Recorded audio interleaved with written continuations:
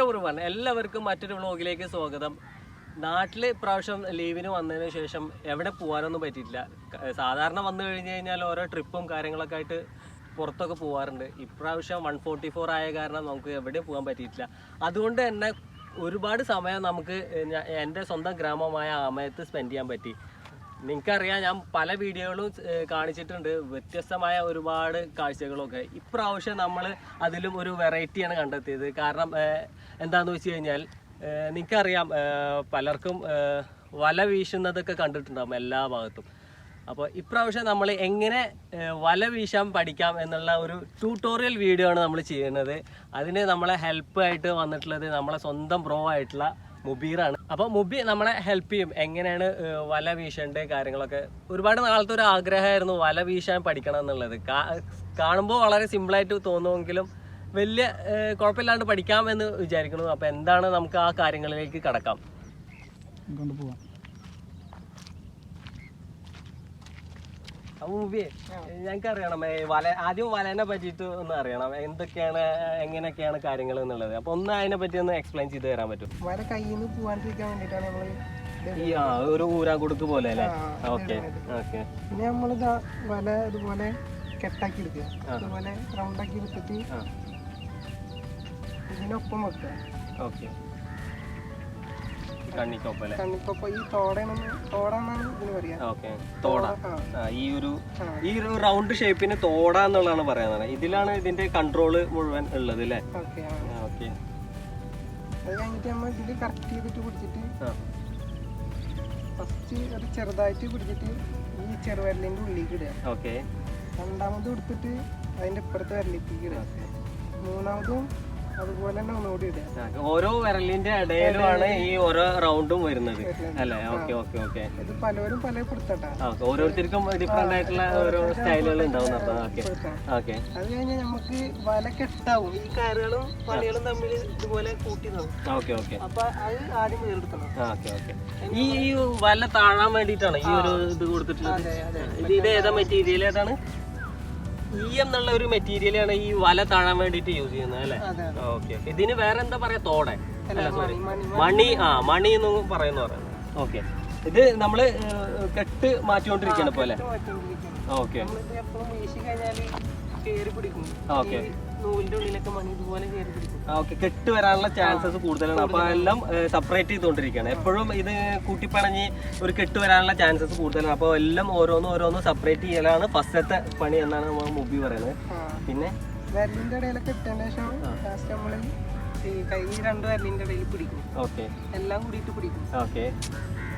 പിന്നെ നമുക്കൊരു ആവശ്യത്തിനതാ ഇത്ര പോരം കുറച്ച് എടുത്തിട്ട് കൈയിന്റെ സൈഡിൽ ഇടുക.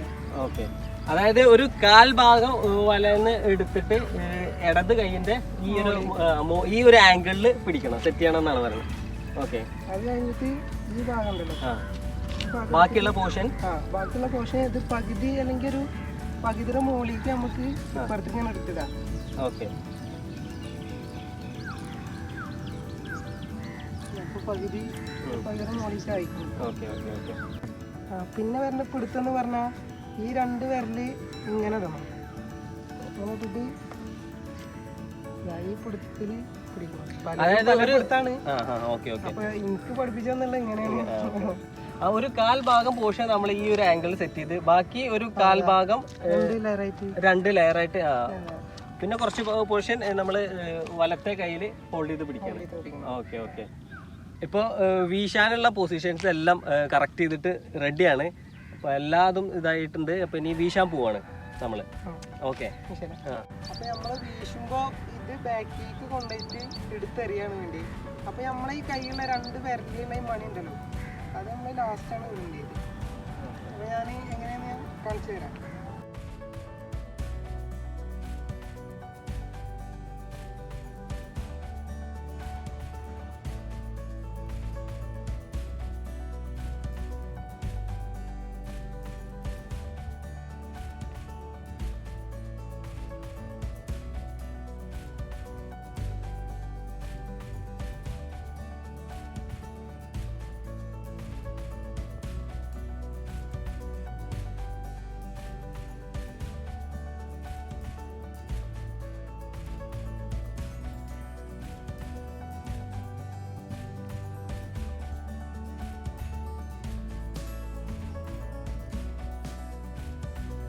തോട കെട്ടിയിട്ടുണ്ട് ഒരു കയറി.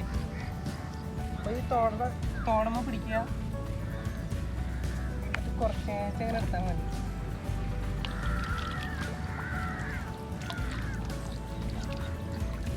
ഇതിന് മീനൊന്നുമില്ല, മീനിൻ്റെ ടൈമൊക്കെ കഴിഞ്ഞിരിക്കുന്നു.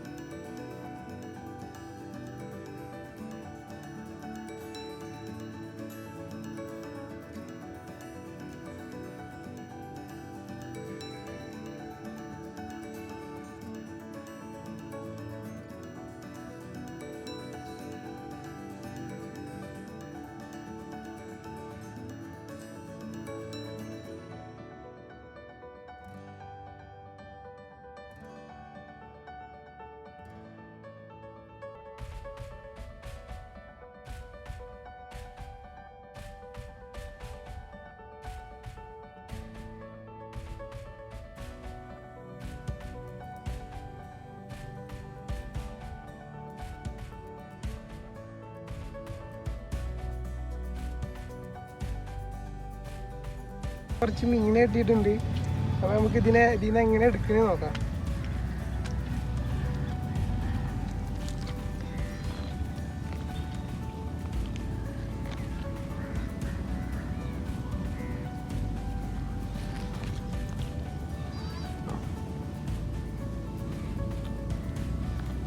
ഇത് നല്ല പല്ലൊക്കെ ഉള്ള മീനാണ്, കോലാന്. നിങ്ങൾ കേട്ടിട്ടുണ്ടാവും.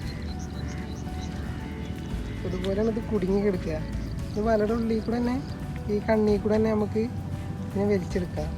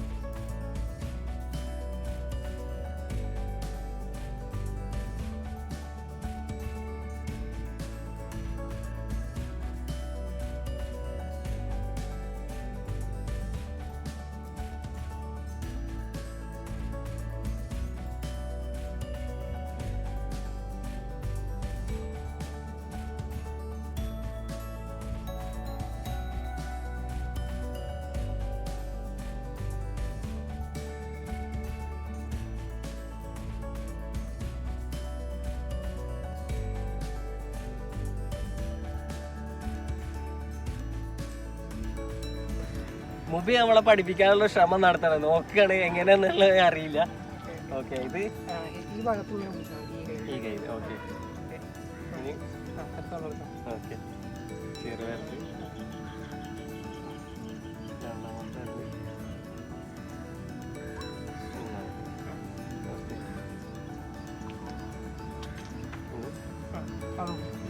കുറച്ചുകൂടി ഇറക്കി കൊടുക്കും. ഓക്കെ, ഈ രണ്ട് കല്ലിൻ്റെ കൂടി ഇറക്കി കൊടുക്കും. ഇനിയല്ല, ഞാൻ തുടങ്ങിപ്പോയി. ഓക്കെ, പൊക്കി പിടിക്കാം. അത് എടുത്തിട്ട് ലെഫ്റ്റ് ഹാൻഡ്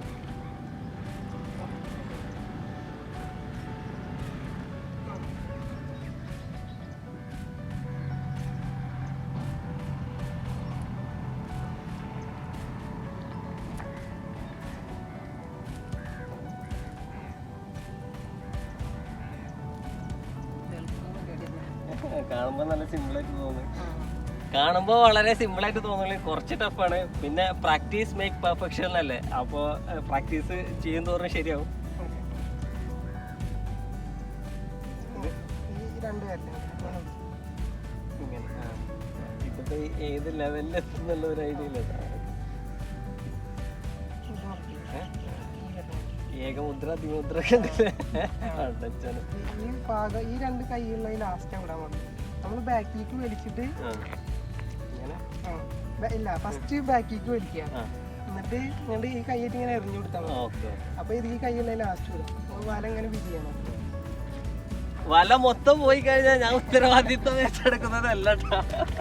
ഒരു ശ്രമാണ്, എങ്ങനെ ആവുന്നുള്ള അറിയില്ല.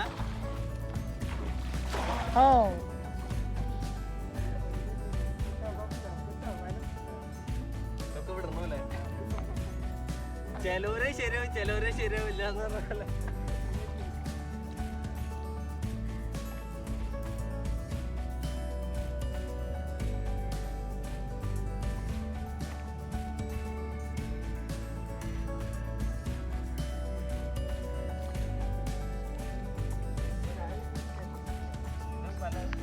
അത്യാവശ്യം നല്ല മീനുകളൊക്കെ കിട്ടിയിട്ടുണ്ട്. പിന്നെ മുമ്പ് ഏതൊക്കെ തരത്തിലുള്ള മീനുകളാണ് ഇവിടെ കൂടുതലായിട്ട് ഇവിടെ കൂടുതലായിട്ട് കിട്ടാറ്? കോലാന്, അതുപോലെ നമ്മളെ ചൂട പോലത്തെ അത്ര വലുതാവുന്നുള്ളൂ, വയമ്പ്, അത്ര വലുതായൊരു വയമ്പ്. പിന്നെ നമുക്ക് പരല്, അതുപോലെ തന്നെ അങ്ങനത്തെ മീനുകളൊക്കെ തന്നെ കിട്ടാറുള്ളൂ. കോലാനെന്ന് പറഞ്ഞ മീന് ഇതാണ് കേട്ടാ, ഭയങ്കര ടേസ്റ്റി ആയിട്ടുള്ളൊരു മീനാണ് ഇത്. ഇതിന്റെ വളർച്ച ഏകദേശം ഇത്ര തന്നെ വരുള്ളൂ മാക്സിമം. പക്ഷെ ഭയങ്കര ടേസ്റ്റാണ്, ജീവൻ പോയിട്ടില്ല, ഇപ്പം വീശി പിടിച്ചതാണ്. അതേപോലെ തന്നെ പരല് എന്ന് പറഞ്ഞിട്ടുള്ള മീനാണ് അല്ലേ ഇത്? ഇതല്ലേ പരല്? ഓക്കെ. ഇതൊക്കെ ഇതിന്റെ മാക്സിമം വളർച്ച ചെറിയ മീനുകളാണ്. നമ്മളെ ചൂട, നത്തോലി, ആ ഒരു ടൈപ്പ് മീനുകളാണ് മാക്സിമം വലിപ്പം എത്തിയിട്ടുള്ള മീനുകളാണ്. ഇന്ന് അത്യാവശ്യം മീനുകളൊക്കെ കിട്ടിയിട്ടുണ്ടല്ലോ. അപ്പോൾ മുബീർ നമ്മളെ ബ്രദറാണ്. അപ്പോൾ വിദേശത്തായിരുന്നു, ഇപ്പോൾ ഒരു ഹോബി എന്നുള്ള നിലക്കാണ് ഇപ്പോൾ ഇത് ചെയ്യുന്നത്. അപ്പോൾ അത് മാത്രമല്ല, ഒരു കെമിക്കലും ഒന്നും ഇല്ലാത്ത നല്ല ഫ്രഷ് മീനിനെ നമുക്ക് കഴിക്കാമല്ലോ. കുറച്ച് ഞങ്ങൾ പ്രതീക്ഷിക്കുന്നുണ്ട്. അപ്പോൾ വളരെ സന്തോഷം.